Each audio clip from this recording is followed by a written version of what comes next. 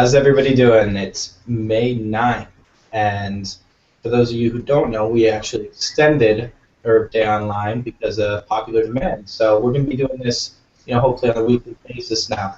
And today is actually a very special day. We have the VP and Director of Development for My Compassion, Mish Parikh, with us today. So Mish, if you would, go ahead and take it over. Tell us a little bit about My Compassion. Hello, everyone. Thank you for welcoming me to this cool Google Hangout. I'm a big-time supporter of Google. Thank you. My name is Mish. I am the Vice President of My Compassion. I'm also the Director of Development. My Compassion is a 501c3 public charity that provides medical cannabis education as well as charitable programs to cannabis patients at large, happening across the country now.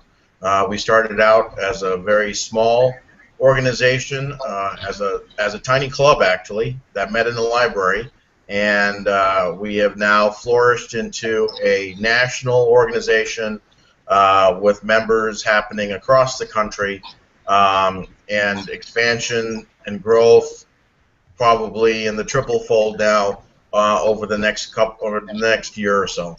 So I think it's going to be an amazing a couple of years ahead of us, probably the next 5 years. You're going to see more billboards pop up, more commercials pop up, educational commercials, and radio talk shows that we're going to be involved in over the next 5 years on a really gigantic level.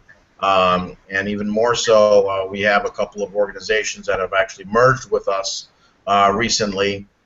So our expansion is on an exponential growth now at this point. Sounds awesome. So, where are you guys based out of? We are based out of the Detroit, Michigan area, and yes, it is a depressed economy here, and we have a lot of cannabis patients that are hurting here, primarily due to a lot of the very bad rules and regulations that are developing through the Michigan state government.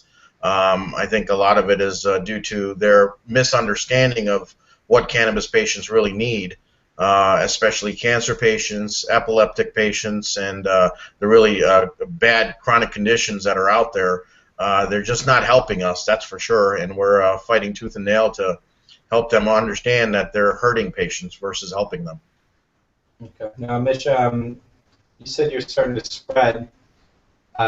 What states exactly have you spread to so far with My Compassion?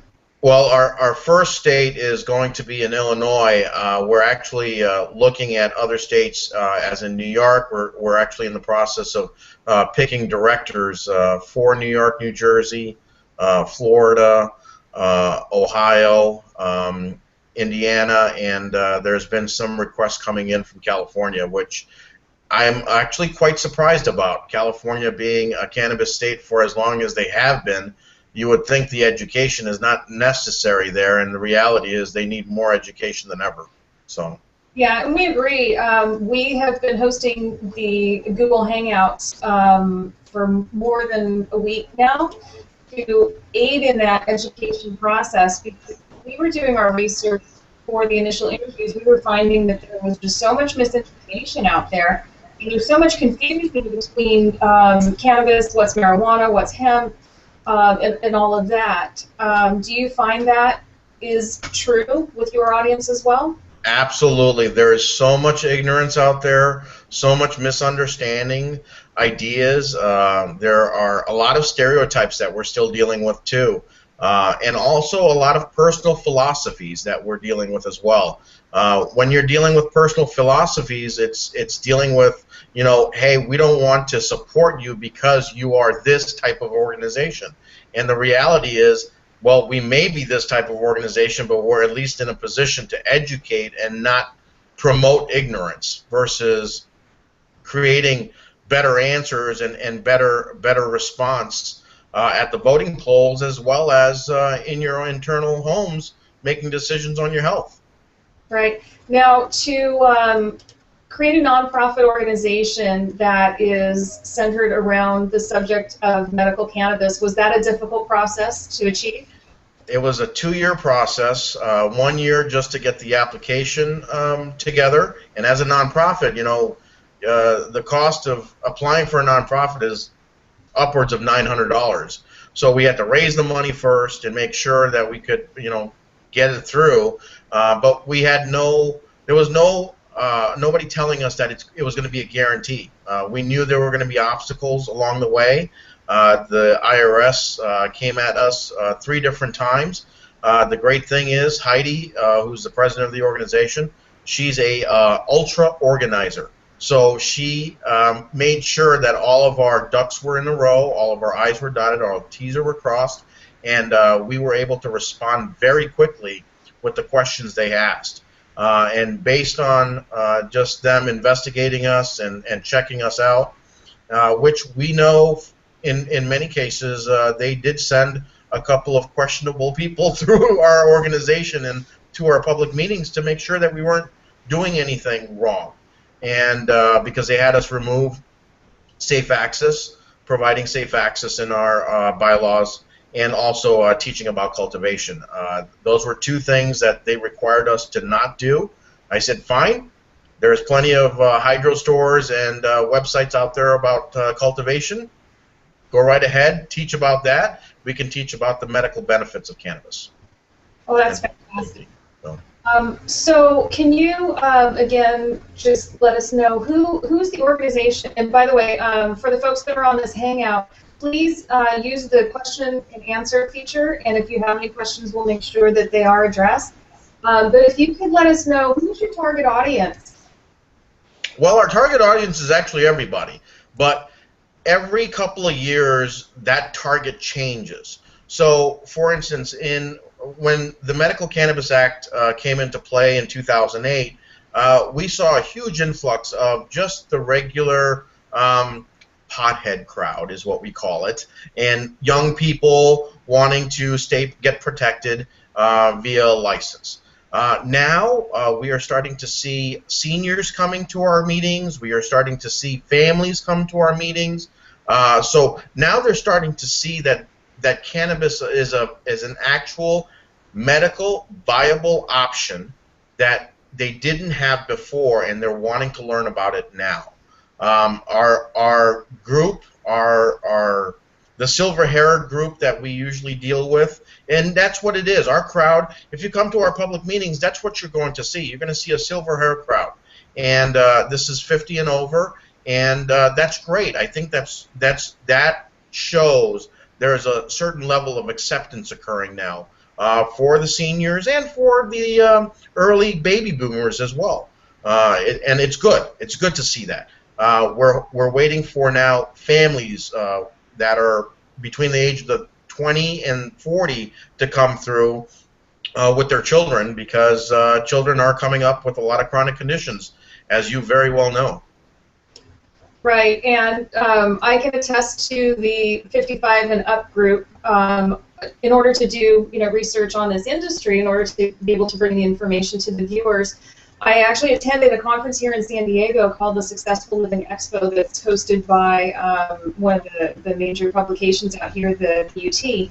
And it was really interesting for me to talk with some seniors who do have medical cannabis recommendations, and they said, you know what, we don't want to get high. So they were out there looking for alternatives to be able to access the plant safely, but without that psychotropic effect. So that's rather interesting. And then also in the news, every day we see another story where there's a family that feels that they have to move to Colorado in response to CNN's Dr. Sanjay Gupta special Weed 2. So that it's becoming more prevalent through the news media. So I think that, your expansion is appropriate because you have a very broad audience across this country. Correct, and that's the other aspect of it. I'm really happy that there are other organizations that are out there and they're promoting the idea of gaining access to medicine. But there are other medical cannabis states throughout the union. You don't have to move to Colorado to gain access to the medicine. Michigan is definitely a viable option. The only issues that we have here right now are the extracts laws, and that law just has to change at this point. I've already heard from cancer patients dying because they were not allowed to take their extracts, and yet their cancer was in remission during the time. And now we're back into the quandary of, okay, is this plant going to be helping chronic conditions, or are we just waiting for another set of rules to come down and it's going to be eliminated altogether once again? So, how would a person who's interested in this topic get involved with your organization? Coming out to mycompassion.org, and that's mycompassion.org. There is a number of programs that we have running currently. We have, of course, an educational program, which is what the Chicago Cannabis Conference is going to be about. And then we also have the CPR program, which is the Cannabis Patient Relief Program. This is specifically for cannabis patients, patients that are using both cannabis sativa or cannabis indica, either or.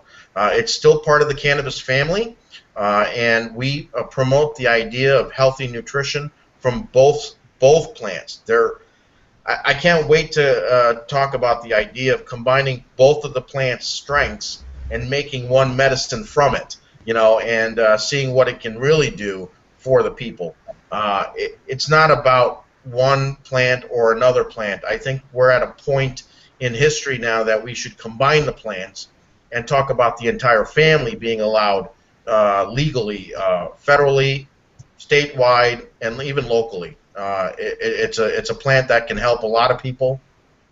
It'll feed the hungry, that's for sure, and we have a lot of people that are hungry, especially with the economy being down here in Michigan. And it would also fill in a lot of jobs as well. I mean, there's a lot of things that we just seem to not get through to the politicians and everyone else, that this can become a very huge industry for every aspect of the economy. Wow. Now, I know, in doing a little bit of research on your organization, you have been gifted a rather unique publication, let's put it that way. Do you want to talk about that? Yes. Actually, the American Cultivator was a newspaper that was actually on the verge of closing. They were trying to sell it, and then the sale didn't go through, and they were on the verge of closing. One of our members, Bruce, who is now our trustee, was in the right place at the right time, and informed the owner at that time, don't close it. This is a great paper. Let a nonprofit take it over. So she was convinced to donate the newspaper in December of 2013 to our organization. We released it. The first release of it actually came out on April 19th? No, it was April. It was sometime in April. I can't remember. It was the day before Hash Bash, Ann Arbor, and it was awesome. It's finally great to see a paper that has writers from across the country submitting articles and talking about different aspects of cannabis. Arthritis in cannabis, technology, finance, living, and really participating as a unified group to educate the public. We issued a release of, I believe it was 40,000, and it went all over Michigan. It's also gone into Ohio as well. And I'm sending out little stacks to other places across the country. So the American Cultivator, again, this is a nonprofit newspaper. Everybody that works at My Compassion is a volunteer organization, and for the first time we were able to actually pay some people to do some work for this, and it was really nice to finally involve the cannabis community into something like that, because one of our goals 5 years ago was to hire individuals that were not able to work again because of taking cannabis, and secondly, most companies that are out there do drug testing. So a lot of these cannabis patients who are recovering can't actually go work any longer or are afraid because of the drug test. Well, they have no fear with us. We don't drug test. We actually require you to be a cannabis patient in some manner or form. Wow, that's fair. So going back to your bylaws, you were not allowed under the federal guidelines to educate anyone about cultivation of the plant, and yet new publication is called American Cultivator. Mm-hmm. I find that rather ironic. Yes. Well, the rule requirement occurred prior to the donation of the newspaper. So we were approved as a 501c3 in September of 2012. And when the request came through for us not to teach about cultivation, you have to understand there was a hydro store on almost every corner here in Michigan, and talking about different aspects of growing. And excuse me. And we said, you know what? Anytime we gave any advice, they ended up going to the hydro store anyway. We said, let the hydro stores teach you. Let the websites teach you. We had more focused education to provide, which was about the benefits of medical cannabis, about hemp. We've never separated the two from the beginning. We always talked about both of them. And the American Cultivator, if you look at the motto on the website, it actually says people on the grow. And what it was about not cultivation specifically. It was about people being cultivated to advance in the industry and to create more entrepreneurial ideas, entrepreneurial businesses, more small businesses were starting to happen. That's one thing that I can definitely say about the cannabis industry. You're going to see a lot more small business ownership come back into play compared to where it's been with the other industries. Now you have an opportunity to be a web designer in the cannabis industry. You have an opportunity to be a finance guy in the cannabis industry, and so on and so forth. And it doesn't matter what skill set you have, or you think you don't have for the cannabis industry. You probably would be able to fulfill a position in the industry itself. So. That's rather interesting. So we were just, passing notes back and forth. It kind of sounds like the American Cultivator is somewhat like a business journal that you would find for, mainstream businesses. Right, and that's what it initially was. The owner wanted it to be a trade journal, is what it was. What we've done is we've transformed it into more of a people living paper, a paper about cannabis in all of its forms and in all of its realms, from the medical side to the finance side to the business side to the living side. Many people are taking cannabis in on a regular basis now, where they're drinking it in the morning as tea.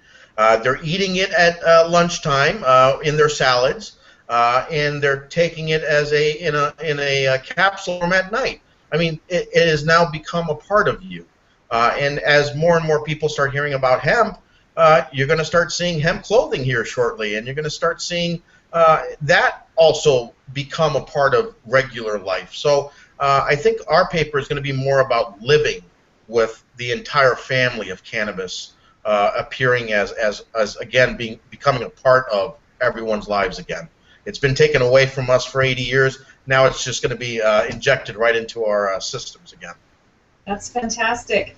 And how are you calling for different authors to get in touch with you, or different businesses to potentially advertise in? Absolutely. We're not looking for just the local businesses. We want to show the various different types of companies that are showing up, different opportunities for individuals across the country. Nothing is a bad thing unless I've investigated and found out it's a bad company. I'm all open to the idea of this being a free market, and every business that's out there should have an opportunity to be in our paper, in all sense of the words. So, Mish, speaking a little bit about support and bringing people in, who supports My Compassion right now? I know you're a 501(c)(3), so you must have a lot of support coming in from other companies. Well, we have a number of companies now that have stepped up over the past couple of years. We've had a number of the local businesses support us for a long time, but we've really relied on the public because our organization is very patient focused. We're not wanting to per se sell out to a corporation or a business. What we want to do is we want to make sure that it stays very patient focused. So we're really looking for help from the public. We're looking for individuals that are willing to donate to us. As a 501(c)(3), we're not limited to just monetary donations anymore.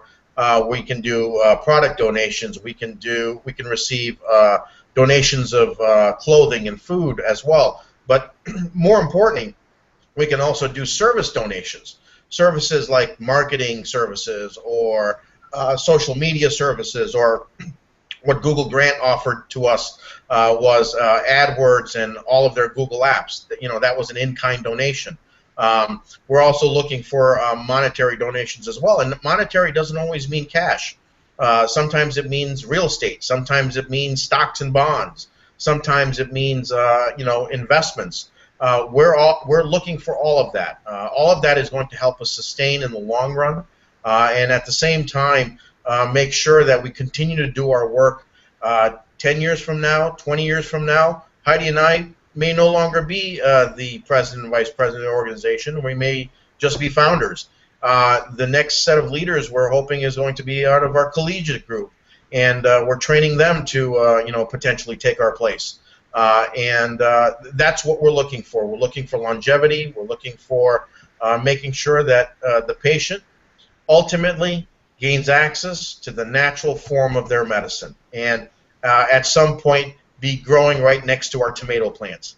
We're hoping for that someday. That's fantastic.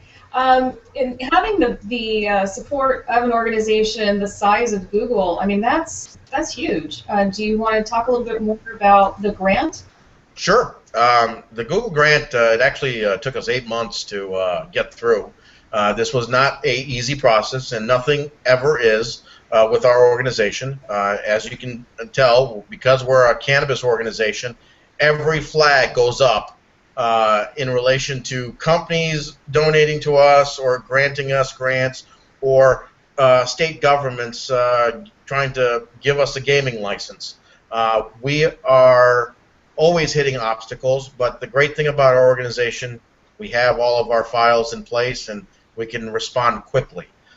During the 8 months, I must have babysat the conversation between Google Grant administrators and Google executives on a multitude of times to answer these questions, and they finally understood when we told them we don't give access to cannabis in any manner or form, and we do not teach about cultivation. All we want to do is provide education about cannabis, its many benefits, and what individuals can do to gain access to it in their states. So what they did was they approved us for a $240,000 grant that pretty much included all of a good portion of AdWords, as well as all of the Google apps and things of that sort. We still have it. This is going to be a grant that they provide us for a very long time, and as long as we don't abuse it, we are good. We are allowed to use the words cannabis and marijuana in AdWords with a combination of conditions, which is primarily unheard of. The other thing that we have also accomplished with Google is that our AdWords is not filtered in the 21 states that have approved medical cannabis. So in the states that there is no medical cannabis in place as an act or a law, they have the family filter on. In the other states, they don't have the family filter on. So our AdWords pop up accordingly. which is awesome. I couldn't ask for anything more at this point. We're pushing the envelope as best as we can without wanting to hurt our grant in any manner or form. So. Wow, that's amazing. So you have an event coming up in Illinois. Would you like to talk a little bit about that? Absolutely. It is the first largest Chicago cannabis conference at Navy Pier. It took us over a month to get into Navy Pier. Again, it's that same process, same issue. They can't believe you're a 501c3. They can't believe that it's a cannabis organization wanting to apply at Navy Pier, a family venue. They're all thinking that it's going to be, cannabis leaves and reggae showing up at their doors, and that's not the case. We're a very professional organization. Heidi supplied them with the folder, and they had to pass it through their board, actually, and the board approved us. They said that this was the most professional presentation they had received from a cannabis organization ever. So I'd say that's another notch in our belt for getting approved at Navy Pier. We're going to have a little over 45 speakers coming in from around the country, patients, doctors, business professionals, sports figures, and so on and so forth. And we have Robert Scott Bell also that's going to be airing live, doing a live cast from there. We also have Clinical Notebook doing a simulcast between the panels. We have Canaway, I believe, is going to be doing a presentation as well there. So we have a lot of things that are happening. Oh, and one other thing, we have ArcView Investor Network that's going to be there. They're going to be doing a mini event there. They're doing a mini Shark Tank event. So that's going to be pretty cool. So for you entrepreneurs that are out there that want to focus in on helping patients, if you have an idea, submit it to ArcView Investor Network. You might get approved for the mini Shark Tank event. And we also have a scientific roundtable that's going to be occurring. These are specifically only for doctors to come to. Doctor chiefs over at the different hospital systems in Wisconsin, Illinois, Indiana, and Western Michigan are invited, and this is a special science panel for them. We have 4 top-notch cannabis researchers that are going to be attending, and they're going to be answering any difficult therapeutic questions you can throw at them. That's amazing. So what are the dates of the conference? The dates of the conference is June 7th and 8th. And that's a Saturday and Sunday. Saturday is going to be a full day starting from 10 a.m. to 10 p.m. And then on Sunday, we have the more keynote speakers speaking, and they are going to be starting at 10 a.m. till 5 p.m. Wow, that's great. And I've assisted a lot of nonprofit organizations along the way, and I really love it when you can find an organization that can partner up with for the greater good. Do you want to talk about one in particular? Absolutely. Actually, it's Autism One. I am so glad that everything has worked out as well as they have. We came across Autism One a little over probably about a year ago, and we had talked to them about partnering. They were still not keen on the idea yet because they didn't understand how cannabis actually worked with patients and specifically autistic children. And in a number of states, autism has not been added as one of the conditions for medical cannabis states. So this is a difficult area, but what we did find out was 25% of autistic kids suffer from epilepsy. Well, epilepsy is a chronic condition that a lot of the medical cannabis states cover. And that's where we said, we need to provide you with some real high-level education on what cannabis can really do for children in the long run.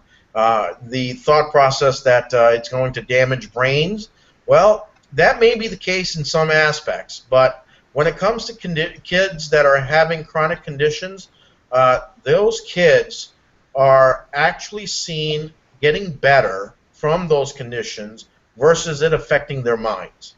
And I think if you have a really bad condition and you're using cannabis for that specific condition, you're going to see it take effect. You're not going to see it boggle your brain or do things that the scientific community has stated so far. I think it really goes after different conditions specifically. I think it looks for cannabis molecules and hemp molecules, look for problems in your body, and they attack it specifically. Especially if you hear about the neuroprotectant rulings of cannabis and hemp. Hemp molecules are considered a neuroprotectant for the brain. Why? How can you say then it's going to affect the brain for children? I know of a dozen children right now that have taken cannabis, and it's not affecting their brains. Actually, their cognitive abilities are increasing. So that's a plus. I talked to a son yesterday who just lost his mother, but he said to me that 2013 was the best year that he ever had with his mom. And the reason being was she was on high CBD, and she suffered from Alzheimer's and dementia. She was cognitive for the first year in 15 years. She knew what she was doing. She was learning. She was able to figure out what was going on day to day. She was able to remember. So if CBD-rich oil from cannabis and hemp can do this to an Alzheimer's patient, what more are we expected to see in the future, is what I have to say. Wow. So that kind of opens the door for you to talk with a variety of organizations. So I know Graham's got some questions for you too. Yeah, we got questions like going back into how someone gets involved, and what are the steps and some of the programs that you would offer, like for someone that, say, has cancer and comes to My Compassion? What would the process be? And calling us is a good way to go, for sure. We have the phone number up on top, and that, you know, most people don't know how to talk about cannabis, and it's fine. Cannabis is about education. If you're calling from a non-medical cannabis state, then we have to abide by the laws that are at that state level. We're not going to break them in any manner or form. The only options for medical cannabis specifically would be for that individual to move to a closer state that has a medical cannabis law in place.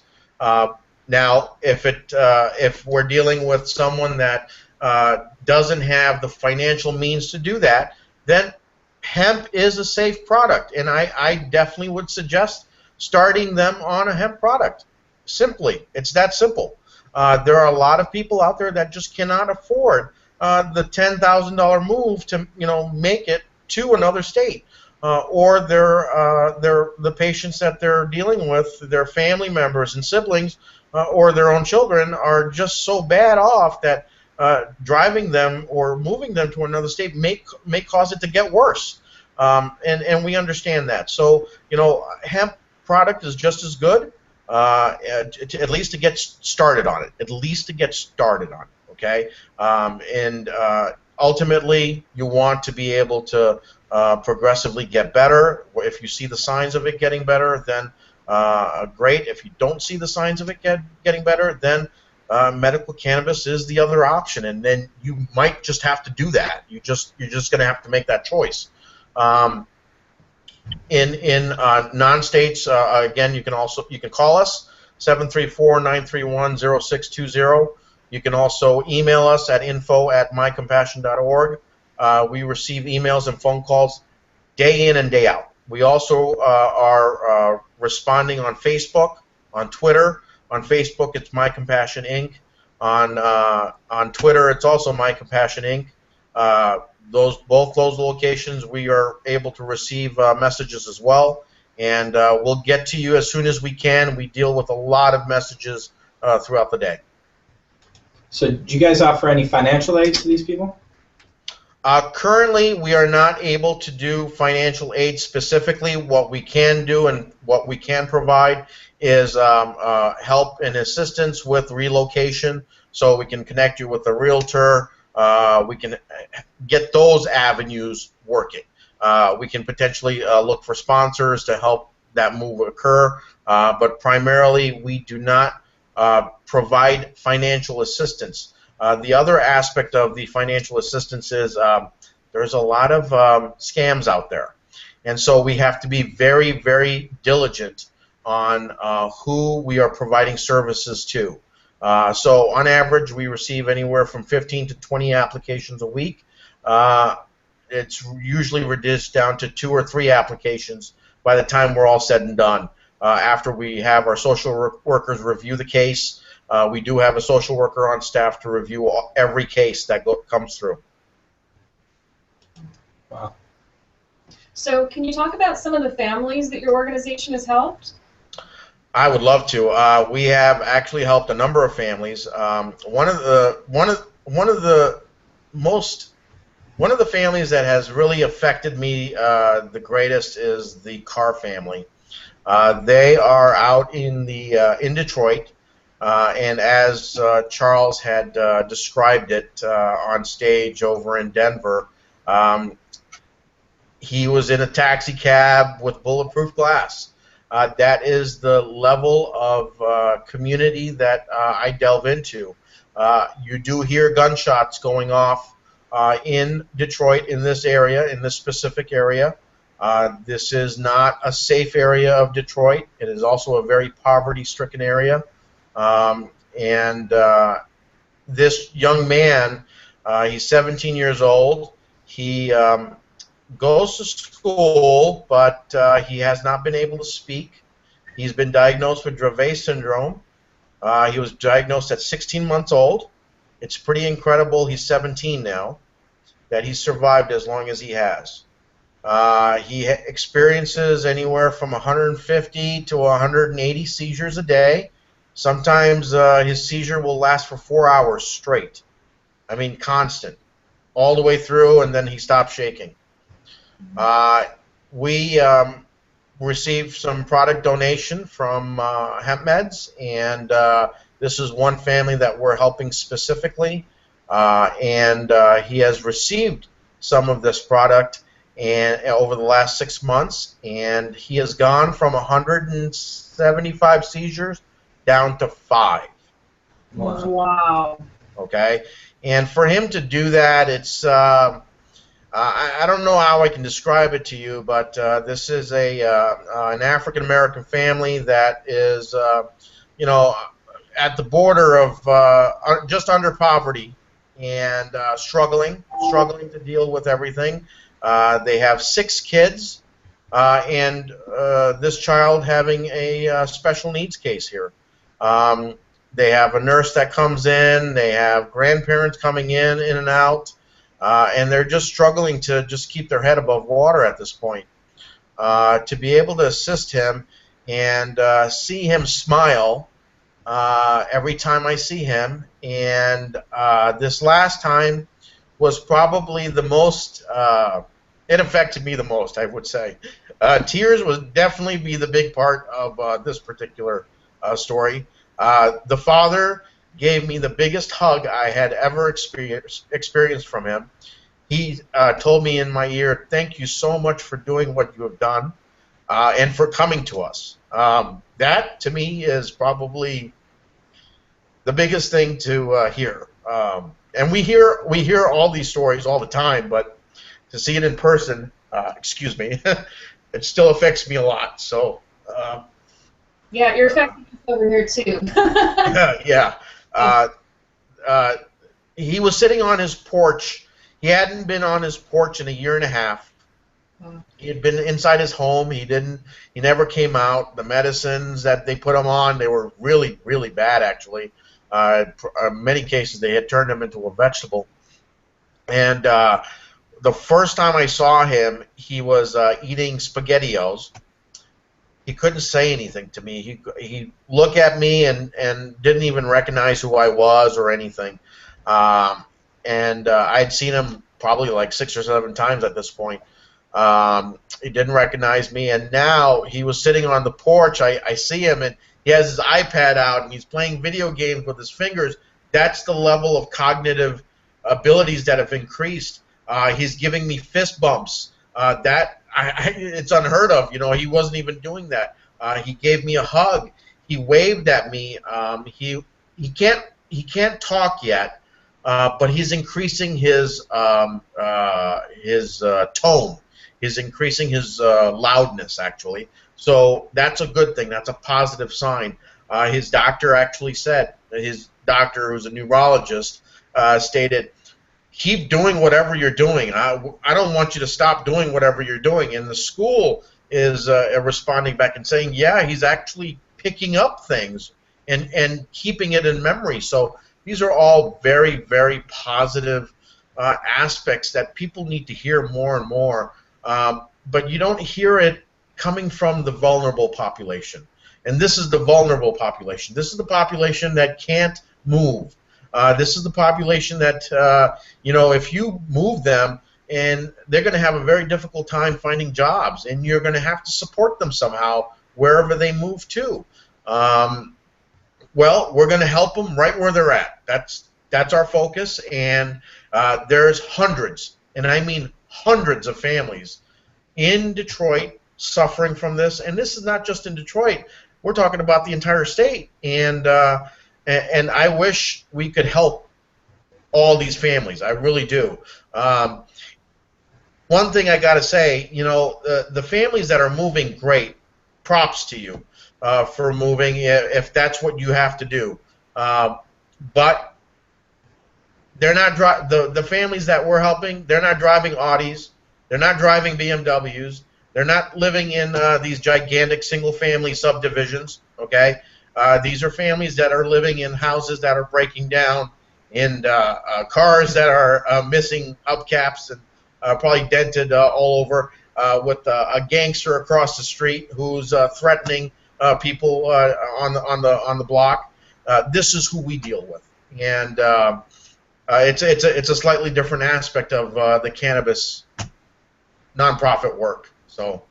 Yeah, I'll have to say that's in stark contrast to what we saw on Dr. Gupta's special. You know what I mean? I appreciate you, and we applaud you for all the good work that you're doing in the community to help these individuals and these families that truly need it, but cannot move. And then that leads me to, I know that we've been talking about a statewide reach, and then from Michigan into Chicago, Illinois area. Now you're going from, you know, a state into maybe a region. So if you were to get, you know, generous donors to provide you with resources, how far is your reach? Right now our reach is as far as Illinois so far, as far south as Ohio. I mean, we'll travel wherever we need to go. To train individuals to open up a branch in their state, it just requires us spending a lot of time in conference meetings and conference training sessions so that they understand how to deal with the many questions that come at you. And there's lots of questions that come at you when it deals with cannabis. Many cases it's about growing, other cases it's about trying to figure out how to deal with the current laws, who to talk with, who not to talk with. I mean, there's so many aspects to it. It's better that they just contact us, let us know what they're looking to do. We're looking for pretty much entrepreneurs that have a lot of individuals that they're connected to. Our Illinois directors in training, I'll give you for instance, we picked them specifically because one of them used to run campaigns for the governor, so he's very well connected. And the second person is a business attorney, so she's very well connected. We want professionals. We don't want just the hippie look. Not that the stereotype is bad, but when you have to carry a professional conversation with the local sheriff department or a corporation, you walking in with your marijuana tie is not going to do it. You have to walk in like you're looking like them. So and help them understand that we're the average Joe as well. Yeah, we were just commenting that that is so true. The stereotypical hippie type persona is changing. You're seeing medical professionals, you're seeing attorneys, nurses, you know, corporate types, you know, straight-laced corporate types like us. Right. Embracing this message because of the results that we're seeing with individuals and families, not only in this country but around the world. So us, you know, doing all this research and talking with people from around the country and around the world, it just seems like there's this mass awakening that's happening, which is very positive. And we've talked to some people that, you know, from a hemp perspective in particular, do feel that, you know, just being able to cultivate the plant in the United States again is enough to completely turn our economy around. So I absolutely agree. I think it's going to turn our economy around in every aspect, as long as we don't outsource it again and we don't sell it off to other countries. I think it's going to create a whole new industry. We talk about, you know, I talk about the internet boom that occurred during the Silicon Valley time. I was part of that movement as well. And I saw how it exploded, and it had multiple waves that came out of it. Well, the cannabis industry, the hemp industry, all that combined, we're going to have 10, 15, 20 waves of movement happening. And I just want everyone to know, hang on, because each wave that comes in is just going to get bigger. It's going to become better. We're going to see more products coming out. We're going to see more scientific data coming out. We're going to see a lot of expansion and a lot of inventions coming out too. And for those of you that are inventors, man, now's the time. Come up with your ideas. Become proud of it. Put it out there, because you don't know how many investors are out there. You don't know how many people are interested in doing something with this industry. Me myself, I do web development, and even if I do web development, I'm doing it for this industry. I'm doing it for hydro stores. I'm doing it for wellness clinics. It's not limited. I didn't have to be an expert in the cannabis industry to become part of it, but now that I have that expertise, it's definitely coming to its advantage. yeah, that's great. Yeah, I never, you know, in a million years, if you'd have told me I'd be doing research on the cannabis industry and talking about it, especially online in a Google Hangout, you know, I was like, you're crazy. But it is one of the hottest topics on the planet, and it's also very, very controversial. You know, again, the purpose of these Google Hangouts is to educate as many people as possible on the truth about cannabis. And we certainly thank you and for all of your good work in the community. And we also, again, want to reiterate to the audience that there is, in the Midwest region, there is the ChicagoCannabisConference.com website. You check that out if you're in the area. It's just got a very big goal, which is to educate 8.9 million people in the Chicago metro area over the course of that weekend. So actually, it's 9.8 million people. You're reversing numbers. 9.8 million people in Chicagoland, and Chicagoland covers from Wisconsin, Illinois, Indiana, into Western Michigan. Okay, so that's even better. More people. More people. What plans do you have in place? I mean, are you going to contact the news media and see if they'll get this controversial topic out to their viewers? Yes, we're doing our press release today, but we also have 100,000 flyers on the ground that have already been distributed, and more coming. We have our cultivators are going to be going out as a Chicago special edition. That should be happening in about a week. We have 10 billboards that are going to be popping up here shortly across the Chicago metro area. We also have radio advertising that's going to be starting in a week or so, and that's going to be on iHeartRadio. I can't remember the radio stations, but I'll definitely put it on the comment section. And then we also have a 30-second commercial coming online, TV commercial. It's going to be on Discovery, TNT, BET, VH1, MTV, and Sci-Fi channels. So make sure you stay tuned for that. That's going to be an awesome commercial, and that commercial is actually being developed by our collegiate group, and I can't wait to see that because I saw what they've done before, and I just can't wait to see this one. So it should be pretty awesome. So, Mish, I have a question. How does someone help out with My Compassion? What's some of the things that the regular Joe can do to help out My Compassion?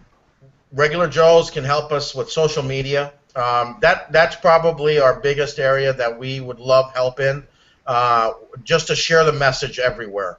That's one, and for a nonprofit, we as myself and Heidi, we're the ones who really make this organization run.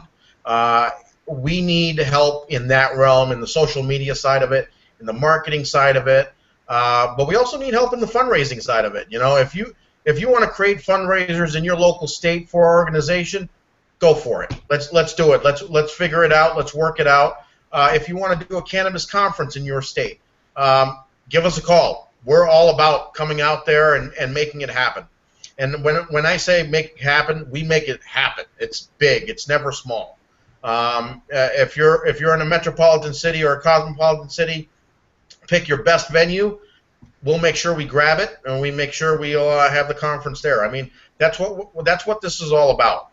Seminars, conferences. If you want us to come out to universities and educate the universities, we've done this already. We've done it at Wayne State University. We've done it at Central Michigan University. We've done it at Calvin College, which is the most conservative Christian college in the Midwest. Their nursing class had us come in and do a presentation to an accredited nursing class about cannabis. So we're not afraid. We are fearless. We will talk to anyone. Anyone that is willing to open their mind, and even the ones that are naysayers, put them in front of me. Put them in front of me. I'll tell you, I'll let them know how much facts we have in place. So here's a question then. You say there's a lot of people out there, there's a lot of scams, and there's a lot of misinformation. What's some of the clues people can look for when online trying to find information to kind of stay away from? Well, one of the things that you should look for, especially for a nonprofit, you want to make sure that the nonprofit is legitimate. Legitimate meaning you check them out on GuideStar. We're on GuideStar. We're a gold partner there. We are a very transparent organization. All of our financials are out there. We have. You can also contact the nonprofit and find out their financial statement. As a 501c3, if they're a 501c3, they have to supply you with a financial statement or an opening of their books. So as an organization, we have the ability to do that, and we're more than happy to do that. 95% of the donations that come into our organization go back right out into programs. We have 40 programs running, literally. That's how many programs our organization does. So if you want to be specific to, if you want your donation to be specific to a program, just assign it in the notes as well. But also, press releases, looking us up on the Attorney General website for Michigan to see if we have our solicitations in place. These are the things that donors should look for and see. They should also look for the programs. How many people are you affecting? How many people are you actually helping? How many people are you educating? Our public meetings average between 90 to 100 people every single meeting. So that's who we're providing information to. 70% of that 100 people meeting are brand new people. That's how much information is going out. Are we the widest broadcasting nonprofit for medical cannabis? I'd say so today.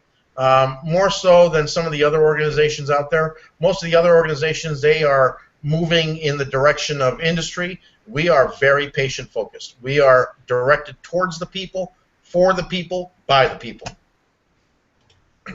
So what's when you have these meetings, what's some of the topics? Just if you could go over some of them real quick. Sure. Because our public meetings are happening in states that are medical cannabis states, they tend to be about any of the state laws. State laws are always updating. They're always being amended. They're always being changed. Some of the latest House bills that are happening. We also talk about a chronic condition of the month. So this month was PTSD. PTSD is a chronic condition that's been added in Michigan. I believe it's also in the process of being added in Illinois. I don't know if you know this, but 70% of the population of the United States suffers from a traumatic disorder. 223 million people. Okay, and I thought chronic pain was the biggest condition at 100 million people. No, traumatic disorders are at 223 million people. I couldn't believe it myself. But PTSD is our condition of the month. That's what we talk about. We talk about how it affects people. We talk about the different aspects of traumatic disorders. And then we also talk about the different strains that you can take for that particular disorder and things to avoid when you're dealing with that disorder. So last month was HIV, AIDS. The month before that was glaucoma. So every single month we have a particular chronic condition we deal with, and we talk about it in relation to cannabis and hemp. Okay, so you're changing it up. So we're getting close to the hour now. If you would real quick just let people know where they can reach you, your website, how people can help donate and spread the word for My Compassion. Okay. Our website is mycompassion.org. Our organization is called My Compassion. Definitely can email us at info@mycompassion.org. You can also call us at 734-931-0620. You can see us on Facebook and Twitter. We're on LinkedIn. We're on Pinterest. We're on Instagram. We're all over, actually.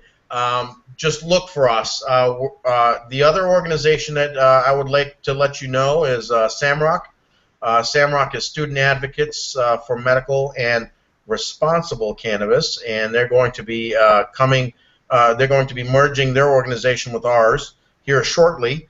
They're the collegiate organization, and if anybody is out there that wants to start up collegiate chapters, please give us a call. We're more than open to that as well. And like I said, if you don't hear from me online, look for Mish offline, and you can call me directly on that office number, 734-931-0620. Sounds great. Denise, did you have any other questions? No, we just really want to thank you for all your good work in the community, and you are very passionate about your mission. We can definitely tell. And we'd love to have you back on and maybe have some of the families that you're helping on as well to tell their stories. Absolutely. I would love to see the Carr family come on, and all we have to do is set things up at their house. I just got to make sure all the windows are shut so you don't hear anything, any feedback. We understand. Well, thank you again, Mish, for your time. We really appreciate it, and we look forward to having you back on Google Hangouts sometime soon. Yeah. All right, sounds good. Thank you. Google Hangout, guys. As well. Thanks, Amish. And Denise, did you want to mention our next Google Hangout? Yeah, it's really pretty exciting. We might have a couple in between, so for the viewers that are out there watching this on demand, you can see them on demand at www.herbdayonline.com. On the 22nd of May, we have lined up Dean, who is the CEO of Canna Life Sciences. And if anybody's done any amount of research online, you will know that there is a patent on cannabidiol or CBD. His company is overseeing the research and is overseeing the commercialization of that patent. So it'll be very interesting for those that are interested in this industry to ask your questions. And please go to herbdayonline.com. Ask your questions through the pre-registration feature, and we'll make sure that we get those questions answered. And that's going to be on the 22nd. 22nd of May. Sounds good. All right, Amish, I want to thank you again. Thank Denise. And for those of you who joined us, thank you. And we'll see you next time. All right, thanks. Bye for now.